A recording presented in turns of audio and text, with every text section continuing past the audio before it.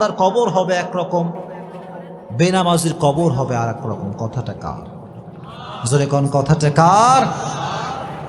বেনামাজি যখন কবর করা হবে, বেনামাজির কবরে দুইজন ফেরেশতা আসবে, এসে বলবে মার রব্বু, তোমার প্রভুকে। বেনামাজি বলবে প্রভু? রব মানে তো আমি বুঝি না, আল্লাহ কারে কয় আমি তো জানি না। কারণ আজীবন সে রবের সামনে সেজদা করে নাই, চিল্লা এখন ঠিক কিনা? মাজার পূজারী যে হবে সেও কিন্তু আল্লাহর সামনে উত্তর দিতে পারবে না, চিল্লা এখন ঠিক কিনা?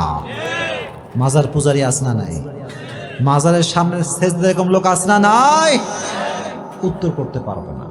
প্রথম প্রশ্ন বেঁধে যাবে। দ্বিতীয় প্রশ্ন মান নাবিয়ুকা, হু ইজ ইউর প্রফেট, তোমার নবীর নাম কি? সে উত্তর করতে পারবে না।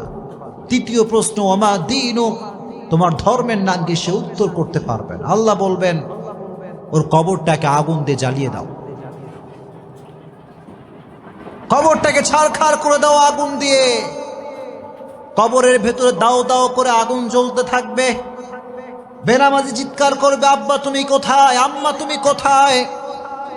দুনিয়ার জমিনে বিপদে পড়লে আব্বা বাঁচিয়েছে, আম্মা বাঁচিয়েছে, কিন্তু কবরে কি কেউ বাঁচাতে পারবে? কেউ পারবে? কেউ বাঁচাতে পারবে না। আল্লাহ বলবে এই কবরের মাটি, দুই পাশ থেকে মাটির চাপ দাও। এমন ভাবে দুই পাশ থেকে মাটির চাপ দেওয়া শুরু হবে, বেনামাজি পাঁজরের হাড়গুলো ভেঙ্গে চুরমার হয়ে যাবে। নাউজুবিল্লাহ। বেনামাজি চিৎকার করতে থাকবে, পাগলের মতো চিৎকার করবে, কিন্তু পৃথিবীর এই আওয়াজ কেউ শুনতে পাবে? আর যারা সুদখোর হবে, আল্লাহর হাবিব সাল্লাল্লাহু আলাইহি ওয়াসাল্লাম বলেছেন সুদখোরের পেটের ভিতরে সাপ থাকবে। সাপ কিলবিল কিলবিল করতে থাকবে, তার নাড়ি ভুঁড়ি কামড়িয়ে কামড়ে শেষ করে ফেলবে, কিন্তু সেখানে কোনো মৃত্যু নাই। মানুষ যন্ত্রণা পেতে পেতে মৃত্যুর কাছে যাবে, আবার আল্লাহ রাব্বুল আলামিন জীবিত করে দেবেন, আবার মরার কাছে যাবে, আবার আল্লাহ জীবিত করে দেবেন। এভাবে কিয়ামত পর্যন্ত আপনাকে শাস্তি দিবে একজন, তিনি কে? রব তুমি আমাদের সবাইকে এই সমস্ত আযাব থেকে বাঁচায় দিও, পড়া আমিন। আর যারা দুনিয়ার বুকে অশ্লীল ভিডিও দেখেছে, পর্নোগ্রাফি দেখেছে, ব্লু ফিল্ম দেখেছে, মুভি দেখেছে, তাদের চোখের ভেতরে খুন্তি ঢুকিয়ে দেওয়া হবে, চোখের ভেতরে গরম লোহা ঢুকিয়ে দেওয়া হবে। নাউজুবিল্লাহ পড়ায়। এই চোখ দিয়ে বাজে কাজ দেখেছো, হারাম কাজ দেখেছো, আল্লাহ যুব সমাজকে অশ্লীল ভিডিওর থেকে বাঁচায় দিক, পড়া আমি। যুবক, পর্নোগ্রাফি দেখে নিজের জীবন নষ্ট করে দিও না। যেই যুবক, যেই মুরব্বী, যেই বোন, যেই মা মোবাইলের ভিতরে অশ্লীল ভিডিও দেখবে, তার ইমানের তাপমাত্রা কমে যাবে। সে নামাজে কোনো শান্তি পাবে না, রোজা রেখে কোনো শান্তি সে পাবে না। আল্লাহর কসম করে বলছি, নামাজ পড়ে সে কোনো শান্তি পাবে না। চিল্লায় কোন ঠিক কিনা? কোনো শান্তি নাই। It will damage your soul, damage your soul. আত্মাকে নষ্ট করে ফেলে। এটা বাজে জিনিস যখন আমরা দেখি, এটা আমাদের আত্মাকে নষ্ট করে ফেলে।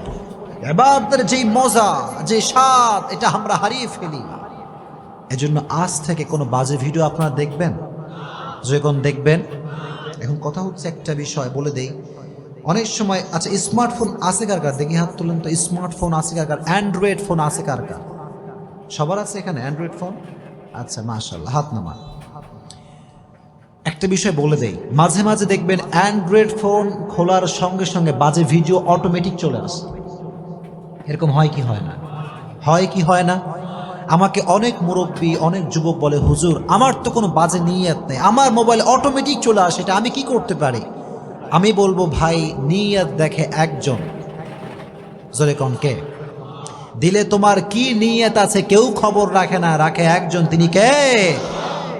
যখনই বাজে ভিডিও শো করবে চোখের সামনে, স্ক্রল করবেন, বাজে ভিডিও আসার সঙ্গে সঙ্গে এটা কখনো ওপেন করা যাবে?